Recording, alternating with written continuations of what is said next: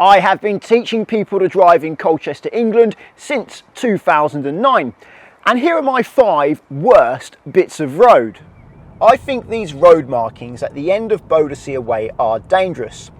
I'm about to turn right and there appears to be a waiting area in the middle of the road.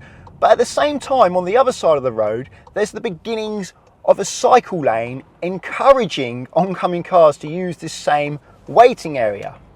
So these road markings are effectively encouraging a head-on collision. And if you don't know what I mean, I'm going to get out now and give you a closer look. I'm going to stand in the middle of the road in that pedestrian waiting area to show you what I mean. So, this line here is not in the middle of the road, and you can actually see where the markings used to be for a waiting area. That line being to the side here makes this look like a waiting area, and up until recently there were lines showing you that you can wait in the middle to turn into there. Now we have this cycle lane and this arrow pushing cars into the middle when oncoming cars wanting to turn into there are also going into the middle. My learners go to do this and experienced drivers go to do this, not just from memory but from how it looks. It looks like you should wait there, and if I look behind me you can see the hatched markings, which again makes it look like you can wait in them when waiting to turn right, and that is continued along here as well.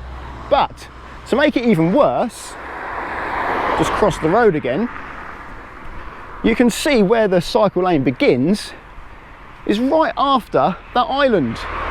So if these cars want to avoid this cycle lane, they have to steer sharply into the middle, not giving oncoming cars much warning of what they're about to do. Fortunately, not many cars do that, because that would be quite silly. They tend to just drive straight over the cycle lane, because actually in this case, that's a safer thing to do. You're going to love this one. I need to give way at a roundabout. The name of the roundabout is St Botolph Circus, so that should give you an idea of how it is. Giving way at a roundabout, how hard can that be? I do it often enough. Let's see. So, looking right, looks clear, nice and easy. I can go. But did you notice that cars can come from the exit of the roundabout there? And here we are. I was pulling out from over there, giving way to the roundabout here. But what you might not expect is this lane that pulls into the roundabout from the exit road. This is the exit road. It starts there, goes up there. But cars can come from the station, go into this lane and literally pull out onto that roundabout behind other cars pulling out to the roundabout there. They're literally behind cars pulling out. You're not looking there. You're looking over here. So you've got to look behind you. When I point this out to drivers, experienced and new, they're usually shocked. And if you are using this and you're pulling out from there, don't expect others to wait for you. They may not. So be very careful.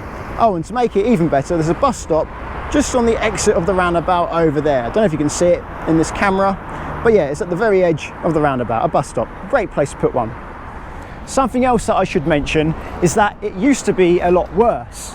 At the moment, this is a drop curb and that is a very small car park, but not that many years ago, that was a much bigger car park for the station, and this was actually a proper road. So there were far more cars using that lane. And back then, it wasn't uncommon to see bits of car laying on the road in that area, obviously from a collision.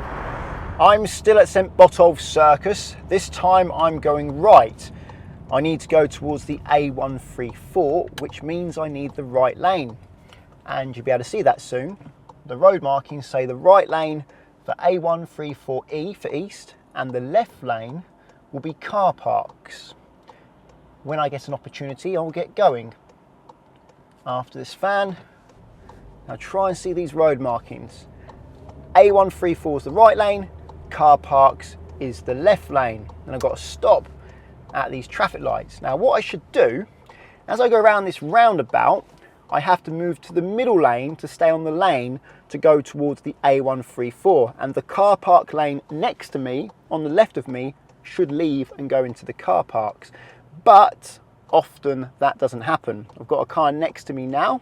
I wonder if they're gonna go round in the left lane and go into the middle lane that I need, leaving me trapped in the right lane, making me go all the way round the roundabout again, which is not ideal because there's two sets of traffic lights around this roundabout and they take a while, as you can probably tell. Also, there's a yellow box junction here and you can only fit a couple of cars after it. This time I am actually able to move into the middle lane, but that's not always the case. I understand why other road users use the car parks lane, the left lane, to go around the roundabout. It's because when they've used the correct lane, the right lane, to go around it, they've got trapped and they haven't been able to move into the lane they need, forcing them to go all the way around the roundabout again.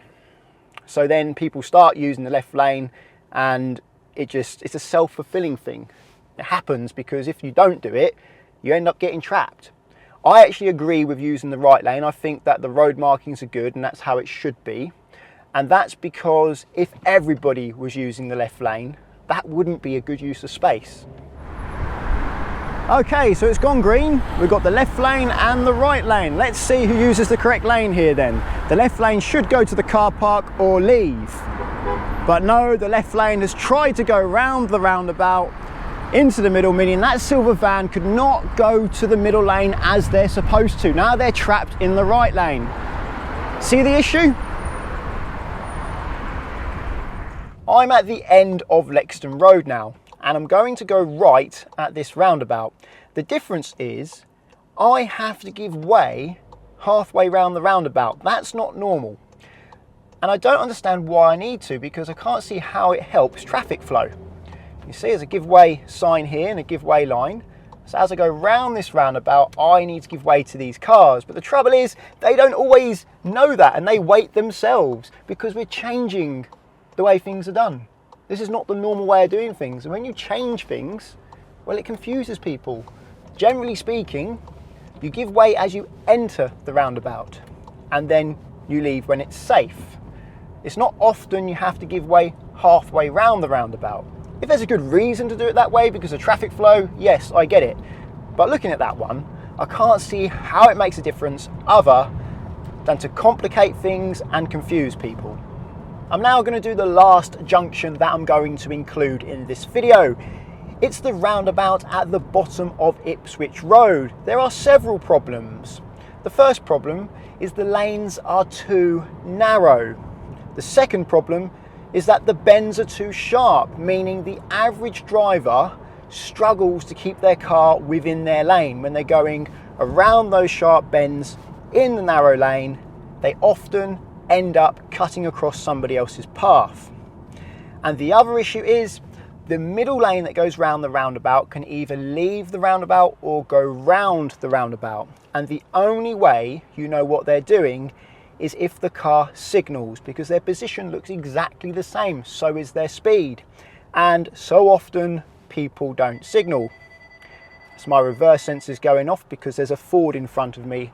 That sometimes happens, or should I say parking sensors. It's the front, they're not reversing sensors, are they? At the front, just call them parking sensors, but they interact with Fords, and sometimes when I go up behind a Ford, particularly transit vans, they tend to go off. Anyway, now I've lost my train of thought. Where was I? I was talking about, yes, people not signalling on the roundabout when they're leaving. As they don't signal, you either end up waiting when you don't need to, or collisions happen. Another problem with this roundabout is that there's always so much traffic here. This is 2 p.m, it's not even rush hour yet. And there's already a long queue. It's a new roundabout for the area. I think it's been here about a year or so. Before, there was a double roundabout, and in my opinion, that worked better. There is an advantage about this roundabout though, is that both these lanes can go ahead. That is a good thing. But the trouble is, because the lanes are so narrow, often cars are cutting in front of you, so I'm always cautious pulling out at the same time as a car next to me because I'm not sure if they're going to leave me enough room as I go around the roundabout. It's like when you pull out into a roundabout next to a lorry. You shouldn't really do it because the lorry's probably going to need both the lanes, and unless you're sure they don't, it's better to wait for the lorry to go first. On this roundabout, it's like that with a normal car. Okay, getting close now. Let's see how it goes. Can't see to the right of me very well at the moment, or I can actually between the car and the van. There's a white BMW coming round. I've got a car in front of me at the moment, so I can't think about going it. Right, now I'm next, so can't see through that Fiesta. I need to let them go first. Right, now that's easy. That's about as easy as it gets. Now I've got to stay in my lane, which is all the way over here, and leave this lane in the middle free. And this is what it looks like when you're trying to enter the roundabout. You have the lane that's furthest from the roundabout, that's definitely leaving. The lane that's closest to the roundabout, that's going round, like the white car, although they've changed lane.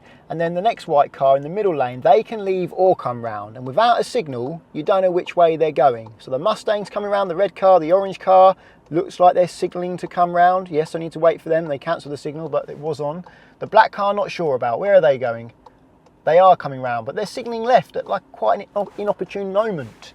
And I reckon I can go after this Audi, this black car. Yep, the Fiesta's signalling to leave the other black car, so I can go. And I'm worried about this blue car now cutting into my lane. They didn't, fortunately, but it is a regular occurrence. When people cut me up on that roundabout by driving into my lane as we're going round, I don't blame it on the driver. I don't expect the average driver to have precision levels of skill. Roads should not be designed with the precision driver in mind. They should be easier than that. If you found the video interesting, please give it a thumbs up. And if you're looking for car insurance, check out the links to Collingwood and Confused in the description. If you're learning to drive and want to insure yourself on somebody else's car, then Collingwood are there for you, because you can do so without affecting the owner's policy. And that takes away a big stress from the owner of the car that you are using to learn to drive in. And via the link at the moment, there's up to 35% off and a £20 Amazon gift card. If you want to insure your own car, I recommend checking out the link to confused.com, because you fill out one quote form, get loads of quotes back from many insurers to compare who's cheapest. And you can change your car on that quote as many times as you like without having to do the whole quote again, to compare how much it costs to insure different cars. Using the links doesn't cost you anything, but it does support the channel, so thank you very much. Subscribe to get my future videos, and until the next one, cheerio.